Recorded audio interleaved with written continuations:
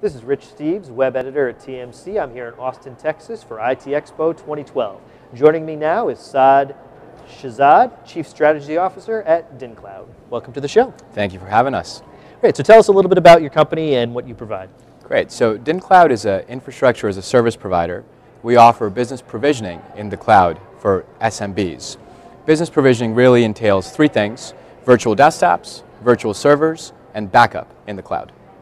So I think a lot of companies, when they hear about the cloud, it's all over the news. They're not quite sure what to think, and they're not quite sure what value the cloud has for them. So what do you tell companies that aren't sure about that? There's a lot of ROI in the cloud. There is some debate online about it, but there's certain measures and certain metrics you can put around ROI. So the first way that we think about ROI is cost savings. Microsoft just published a case study with dinCloud saying that one of their customers saved 50% on their IT spend, which is a massive number. Absolutely. The second thing is end user productivity. Now that's a metric that's tougher to measure, but me personally speaking, I'm a Mac. I work on an iPad in the morning, a MacBook from the office, and an iMac when I get to home.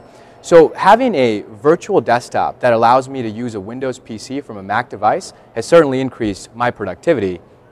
And the third being streamlining IT management and making sure that you're putting the control in the cloud back in the IT manager's hand. Right, because we know that IT managers are all overworked anyway, so anything you can do to make their lives easier has got to be better, right? That's right, that's right. And they've got to be good friends of ours because that's really where we're selling in the technology. Right. So you talked about that, about how you use those Apple devices, and people are using all kinds of different devices, mobile devices and things like that. How does that impact the cloud when companies are considering it? Yeah, that's a great question. Mobility is a huge trend that we're seeing. Another big trend that we're seeing is BYOD, or bring your own device into the workplace. We're completely OS agnostic, so we work with Android, we work with iOS, we work with Windows and Linux. So what dinCloud is really trying to do, Rich, is make the device completely irrelevant in the workplace. Great. Now, another trend that we talk about is security. And I know that a lot of companies, in addition to wanting to know about ROI when they approach the cloud, is they want to know about their security concerns. What do you tell companies in that regard? Yeah, so we approach the security question in a couple different layers. We tell them first there's a physical layer of security. So biometric access at our Tier 4 data center, man traps to make sure the identity of the person is accurate, video cameras all over our cage. We've got access codes in the front and back of every single rack with different passcodes, of course. The second layer is a networking layer. So here we've got virtual dedicated firewalls for each one of our customers, which is very unlike our competition. And the third being virtual machine or endpoint layer, where we've got antivirus, malware, and spamware running on these virtual machines in the cloud 24/7.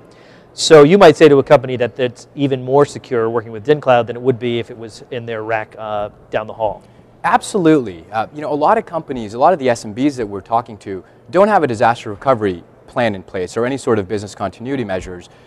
Coming onto a customer with dinCloud, you're getting backup included in the service offering. So we can include 4-hour snapshots that will retain for 48 hours and a scheduled daily backup that will retain for 7 days.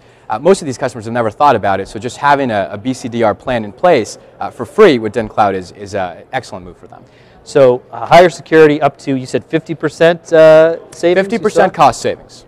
Right, so those got to be impressive numbers when you're approaching clients. And that's exactly why we're here at the IT Expo, trying to meet a lot really SMB folks out here. And is that your focus primarily on the small and medium businesses? Yeah, we primarily focus on SMBs. There are three different verticals that we've really gone after. One's financial services, where we've got accounting firms, other mortgage-related software firms. We've also got legal vertical, where we've got some law firms, and then finally healthcare, where we work with some doctors' offices. Now, the reason I mentioned these three verticals is because the security requirements in these verticals are very, very stringent.